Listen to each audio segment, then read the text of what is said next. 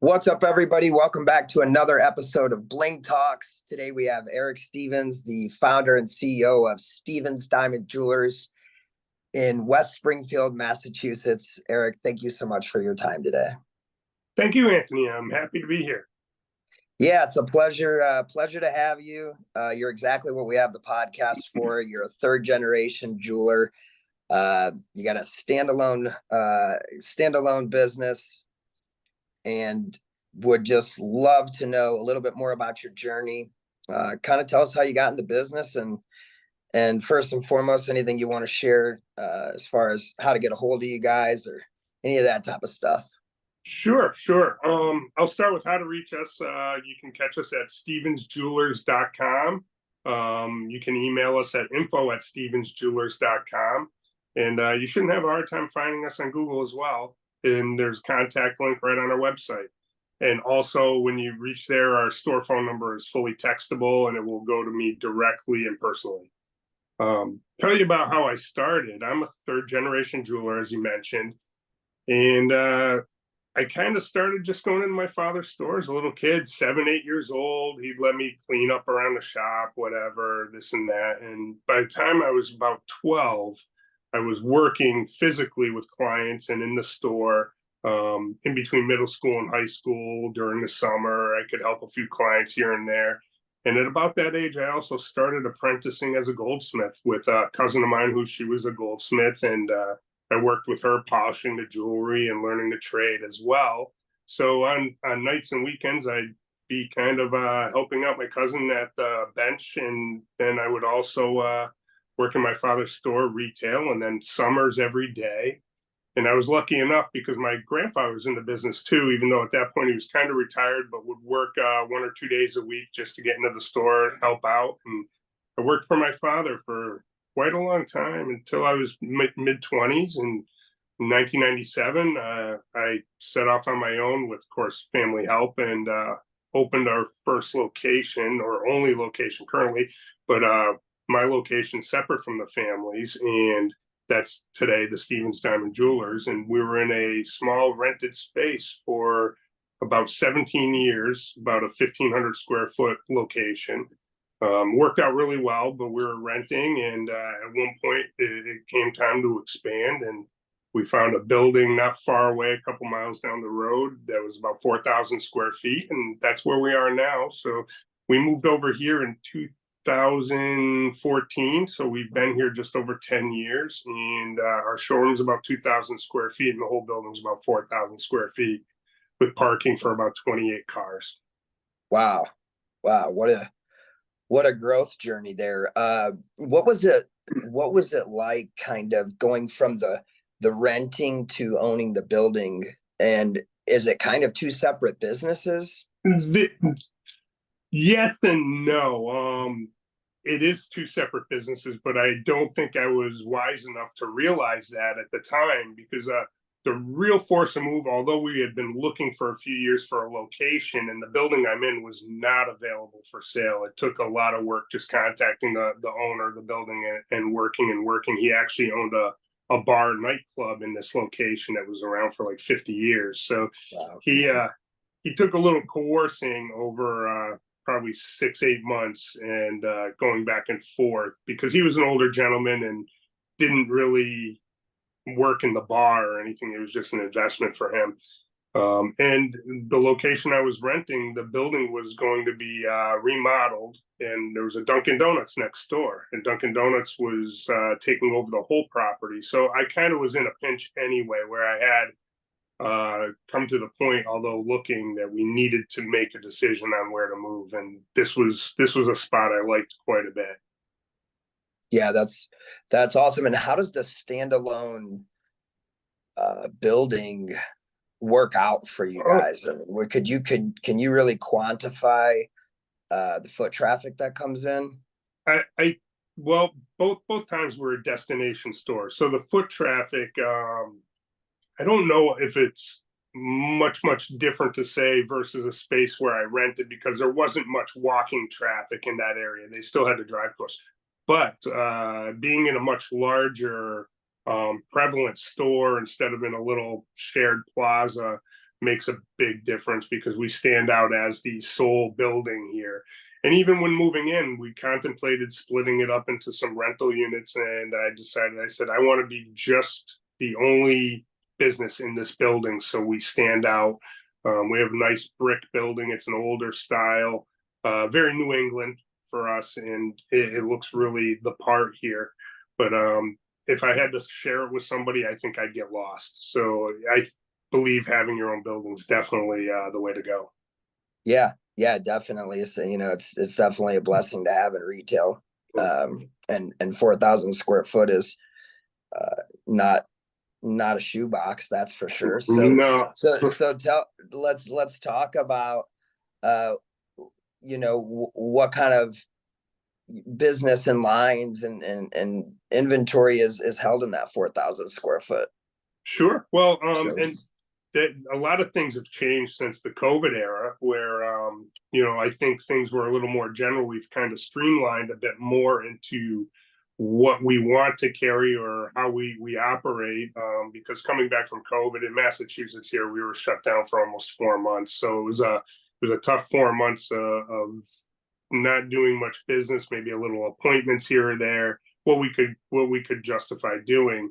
But the whole point was we decided after that we're going to streamline how we do things. And a big part of what we do is custom, a lot of CADs, a lot of custom design, and that's kind of taken over to be a large portion of our jewelry sales. We're primarily a bridal store, diamonds and bridal. We do a very small percentage of color. It's not really our niche, but custom engagement rings have been really, really big for us in the last 3 years or so. We do carry some lines such as Sylvie and Martin Flyer and a couple other brands. We were a Forever Mark dealer for quite a while, which is the De Beers brand. That ceased to exist, I believe, in the United States currently. But outside of that, we've picked up a few other lab-grown diamond brands, which are coming along nicely. And that took us several years to get on board with it. But I feel they're affordable now. It's working, but natural diamonds are still a primary focus for us. Yeah, the lab grown comes up in almost every podcast.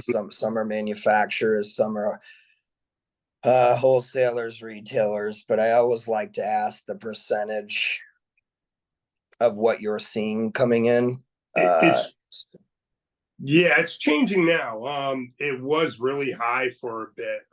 We just started doing lab grown, say, 2 years ago. Unless it was special request, we didn't stock any branded lab grown or any types. Now we have 3 different brands that we stock, and we'll source non-branded if we need something. But we do have quite a selection of different items that are from these different brands like Revelation and SDC and such. Those, I find there's clients for that product. And at one point, our engagement ring business probably flipped to being 70 or 80% lab grown for about a year. Wow. It's starting to go back. And if I had to guess now, it depends how you talk. In units, it might still be higher in lab grown, but in dollars, obviously, it's probably 50-50 at the moment with natural lab. And I'm finding people are going back to natural, slowly, but pulling back towards natural. Yeah. Well, thanks for sharing that. It's always interesting to see how individual business owners feel about lab growns. Some are in support, some hate it. But another question that's super interesting that I think is helpful to the community is, what's the profit margins like on both, and what do you really enjoy selling? Or you loving the lab grown profits? Yes and no. Well, I could tell you, I really, the last few years have been really exciting selling lab grown because you're selling so many larger, higher quality gems. It's a big price difference. So obviously the dollars in profit are much, much less than natural, but the percentages are higher. So if you can make a higher percentage on the lab grown and they're buying say a $3,000 or $4,000 lab grown or $6,000 lab grown, you might be able to make a pretty good margin, where in natural you're probably making a little bit less in that same price point. Yeah, that makes perfect sense. I mean, if a guy is looking at a $10,000 stone and you're giving him, you know, equal or Sure. most of the time a much better stone for 20% less, I think you're kind of winning there. And So it's even, I'm finding the prices versus natural is even bigger of a discount than that. It's less than half, maybe a third of the price of natural to lab grown. So there's probably, if you're looking at say an average 2 carat that sells for between 20 and 25,000, it might be 3,000 in lab grown. So there's a big difference, you know, between the two, and that's it's appealing to different clients too. There's your luxury consumer that's a little more affluent is generally going to purchase what they wish to purchase. They're not going to downgrade, in my opinion, downgrade to a lab grown to save the money if it's something they can afford. What I'm finding is a client with a limited budget of $2, $3, $4,000 can see a substantial difference between what they can purchase, and that's the client that will go lab grown versus natural in those cases. yeah, it makes perfect sense. It kind of gives you a couple different weapons, if you will, or ways to take them down and serve different customers and different audiences. And in your market, which is a unique market, what are the type of customers that you are seeing, and what's working best for you? Well, most of what I'm seeing are they're younger. Engagement ring clients are a big portion of our business. So we're seeing a lot of new, younger clients. And the beauty with us being in business for 28 years now, we're servicing the children of people who I sold the original engagement rings and wedding bands to, and have been clients for and so we're going into multi generations now of clients, which is really nice when you're in business for a long time, to have that referral where they'll come in because their families have always shopped here. But again, we're seeing a lot of lab grown as well, but a lot of CAD. Everything's custom. They're coming in with their pictures on the phone from Pinterest and such, and saying, "Can you make this ring? Can you make me something like that?" I'm finding my clients in my area are not as brand driven as design driven, and they may even take bits and pieces from a few designs, and we'll create a 3D render for them with even a video, and they're able to make adjustments as they need and get the job done. Yeah, a very cool experience, and I think brings a lot more sentimental value to the entire engagement and bridal experience. So how do those custom jobs typically go for you, as far as do they set a custom appointment? Are most of them walk-ins? A little of both. I generally like to work with the clients personally on customs. So if that's the case, I do prefer an appointment, just because I can get pretty booked up, but my staff's happy to step in and help as well. As far as how it works, a lot of times the start right off the bat is that picture from Pinterest or some other social media site that a friend has sent, or the significant other has sent to whomever's buying the ring, and that's generally our great start for us. And then we'll move from that and say, yes, we can design this for you. It's not a problem. We can make whatever you like, and then we'll move right into what type of diamond that they're looking for, or gemstone. We do some color gemstone engagements, not so many, but it's become a thing as well. And that's we'll move them right over to the stone once we have a rough idea on design. And again, like brands, we carried all these different brands, but that's not as important. A name is not as important to my clients as the design. Right. The end masterpiece. And it Yeah. makes a lot of sense. And And they do enjoy being involved in the process all along the way where they can say, let's move this or let's change that. It makes it really original to them.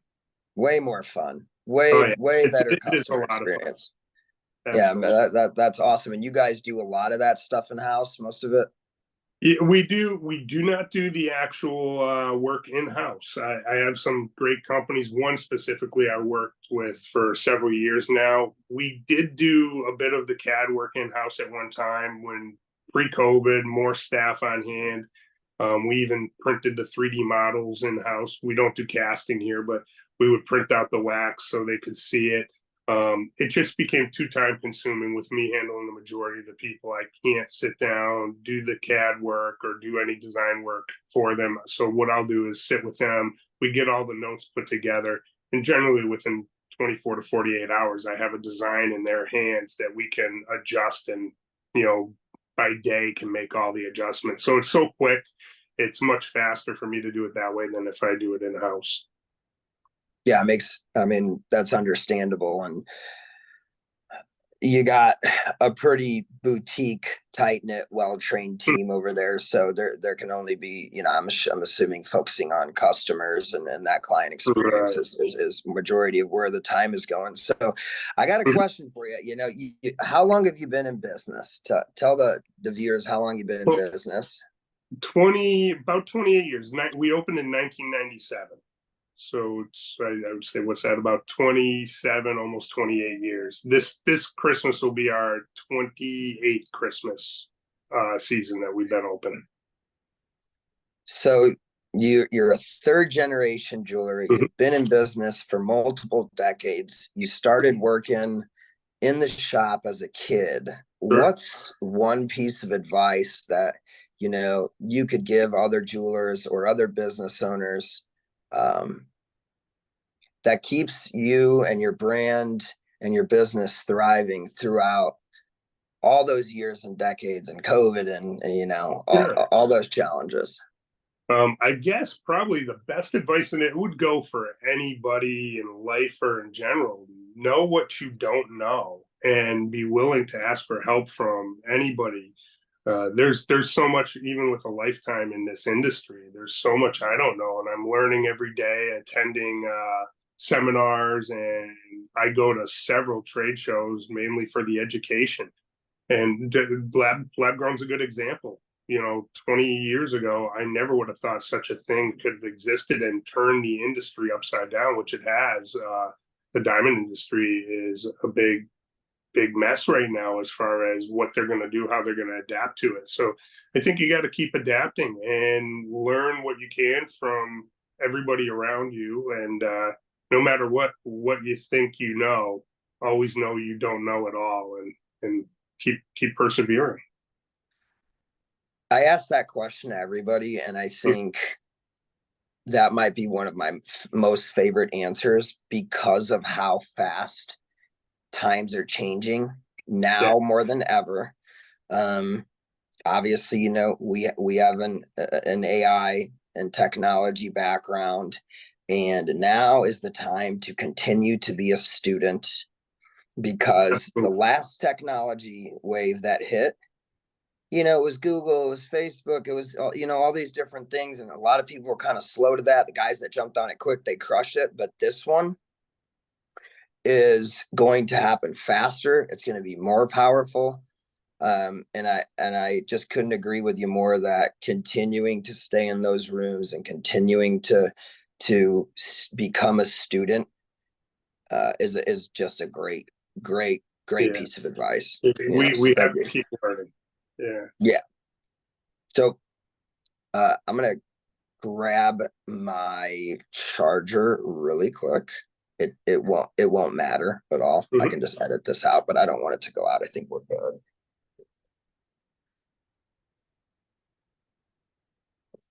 This is great so far.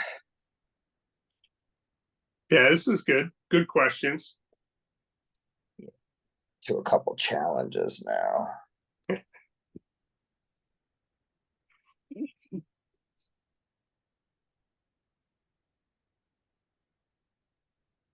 All right, we're good, dude. All This right. is fun. It's a little troubleshooting today. So I'll obviously edit that out. Having trouble with this, so I'm just gonna keep it straight. All right.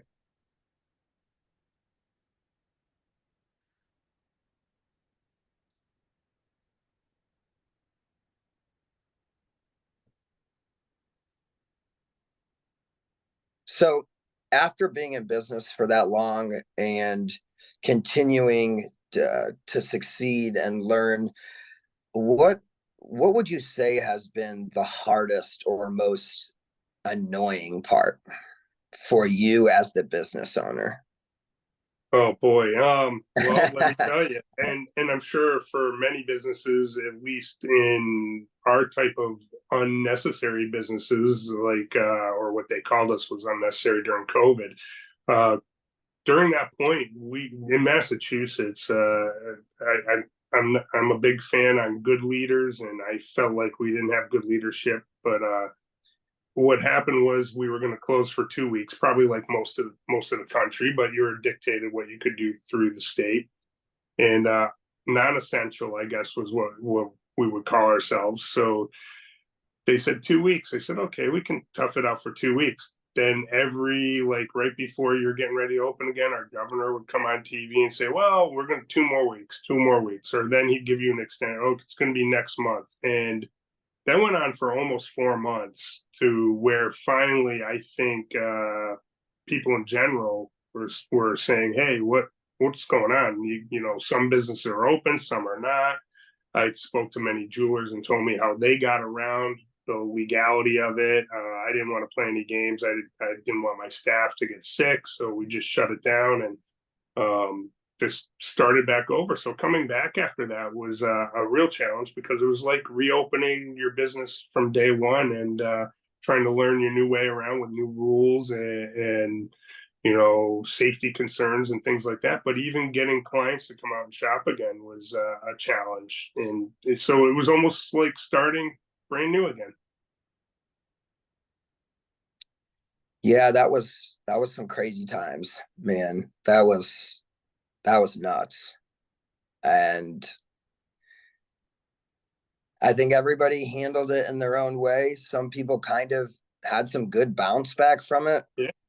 Some people did not. I think a lot of it was market specific. I think a lot of it was political stuff, how people were handling things in their respective markets. But nonetheless, amazing that you guys survived it, and now you guys are kind of headed into a new direction. And how do you guys plan to grow in the Well, future? I think part of it is I'm really interested in learning a lot more about AI and how it's going to help move us forward. I mean, I don't know what the new thing, as far as like we were talking about lab grown, that's a product that's a new thing.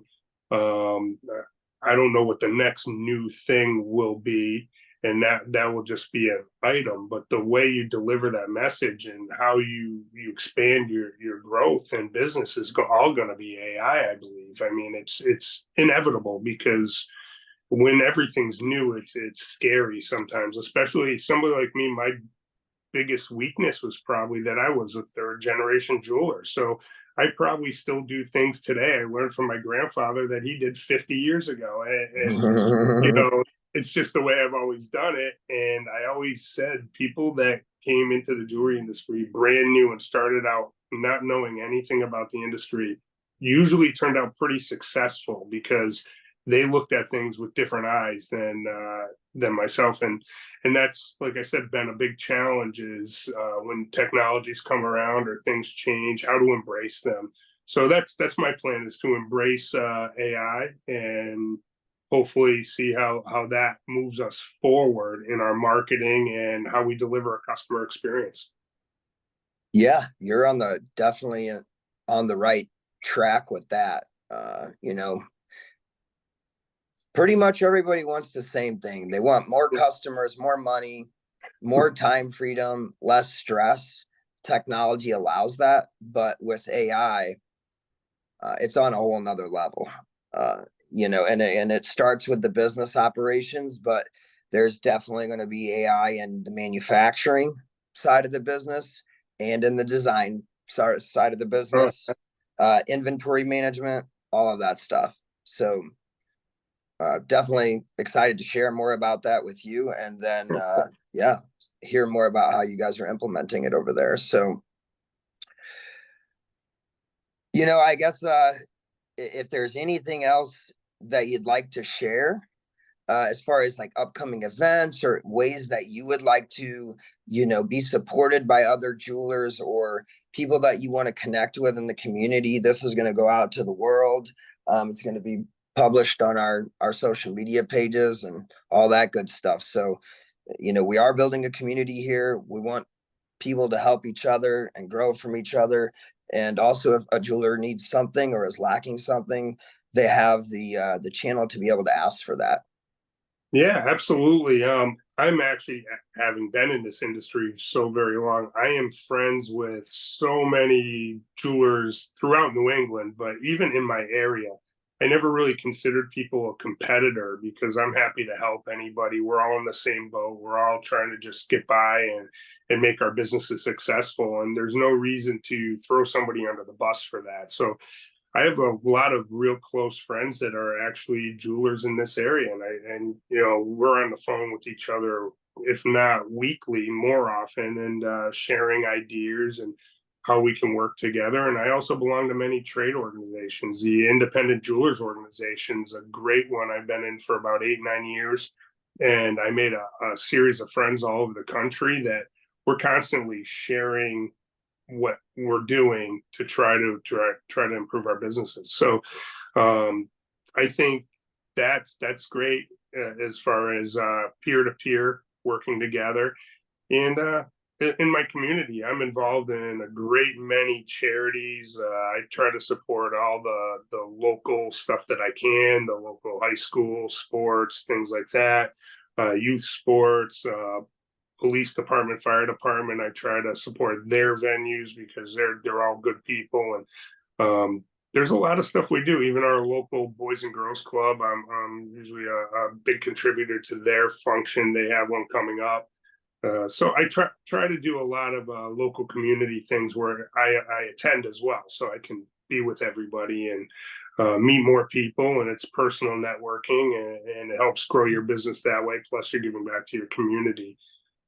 That's really what, as far as in store, we're always adding new events. We're trying to adapt and like to add more and more events because over the last few years we kind of peeled them back when COVID came along. But I brought in a company called National Rarities. They're coming in. They're all over the country. They do an in-store buying event where they buy things. We jewelers generally will buy gold or silver and diamonds, things like that. They'll buy other things as well, like rare art and collectibles and such. And they put a great package together. I don't know how we'll do, but we have that coming up this month. And we have a few other things. We have tax-free weekend in Massachusetts, August, I think 11th and 12th, or 10th and 11th rather. And that's coming up. So that's usually a little bump for us where we can save some money for some people on the state for once. And sticking it to the man, I guess. And Yeah. One day, but take one advantage day, of it. yeah, Right. well. And so there's a lot of things, but events, we're trying to add more and more events as we move into the coming year. Yeah, definitely good for the brick and mortars, just staying consistent, keeping people entertained, stimulated with fun, engaging events. Uh, there's just so much out there. So, it's good to have those events, especially in the brick and mortar, keep the doors open, keep people engaged. There's plenty of holidays and things to be celebrated on the American calendar. So might as well take advantage of them. You know what I'm saying? So, well, Eric, it's been an absolute pleasure. You've shared a lot of insight here. I truly appreciate it. Look forward to building a relationship with you. Look forward to watching the brand grow. And if you would like to just kind of close out with just reiterating that, if people want to get a hold of you, where you're at, website, any of that good stuff, we'll get this out to the community and the world. Appreciate that. Thanks, Anthony. It's always a pleasure speaking with you, and I really enjoyed being here today. I can be reached at stevensjewelers.com. That's our website. There's a contact link right there, or at info@stevensjewelers.com if you wanted to email directly, and as well the store phone number, which would be on the website, is fully textable and goes to me personally, so I can be reached pretty much 24/7 if somebody need to get a hold of me.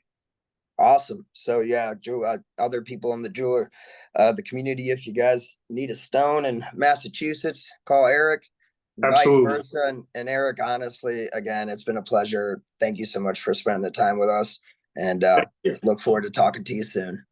Appreciate it, Anthony. Take care. You too. Bye-bye.